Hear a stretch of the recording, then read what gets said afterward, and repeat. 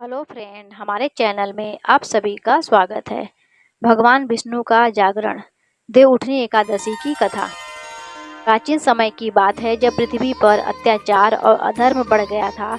तब मनुष्य पापों में डूब गए थे, यज्ञ बंद हो गए थे और धर्म की मर्यादा टूटने लगी थी। देवता चिंतित होकर भगवान विष्णु के पास क्षीर सागर गए और बोले, हे प्रभु, संसार में अधर्म का अंधकार छा गया है, हमें मार्ग दिखाइए। तब भगवान विष्णु ने शांत स्वर में कहा, देवगणों, अब मैं 4 माह के लिए योग निद्रा में जाऊंगा। जब तक मैं विश्राम करूंगा, तब तक तुम सब भी अपने अपने लोकों में विश्राम करो। जब देवउठनी एकादशी का दिन आएगा, तब मैं पुनः जागृत होकर धर्म की पुनः स्थापना करूंगा। यह कहकर भगवान विष्णु आषाढ़ शुक्ल एकादशी के दिन शेषनाग की शैया पर क्षीर सागर में विश्राम के लिए चले गए। इस दिन को देवशयनी एकादशी कहा गया है। 4 महीने तक आषाढ़, सावन, भादो, भद्र और अश्वनी देवता और भगवान विश्राम में रहते हैं। इन दौरान कोई शुभ कार्य, विवाह या यज्ञ नहीं किया जाता, क्योंकि कहा जाता है कि भगवान स्वयं निद्रा में हैं। फिर आया कार्तिक शुक्ल एकादशी, वह पावन दिन जब भगवान विष्णु का जागरण हुआ। इस दिन पूरे ब्रह्मांड में मंगल की लहर दौड़ पड़ी।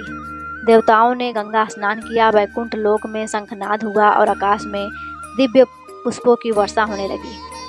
कथा है कि जब भगवान विष्णु जागे तो लक्ष्मी जी ने उनका स्वागत किया और बोली, प्रभु, 4 महीने आप योग निद्रा में रहे, अब संसार में फिर से धर्म और भक्ति की ज्योति फैलाइए।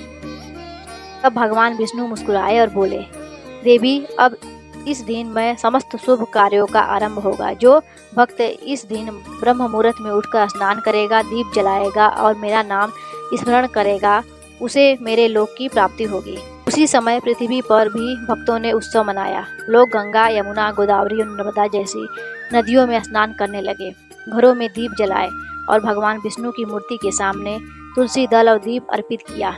यह दिन देवउठनी एकादशी या प्रबोधिनी एकादशी कहलाता है।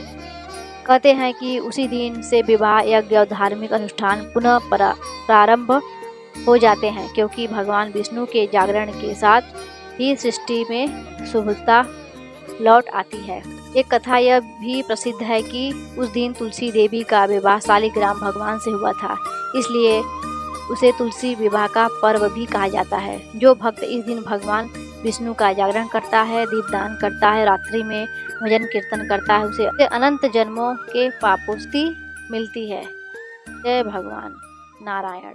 लक्ष्मी नारायण की जय।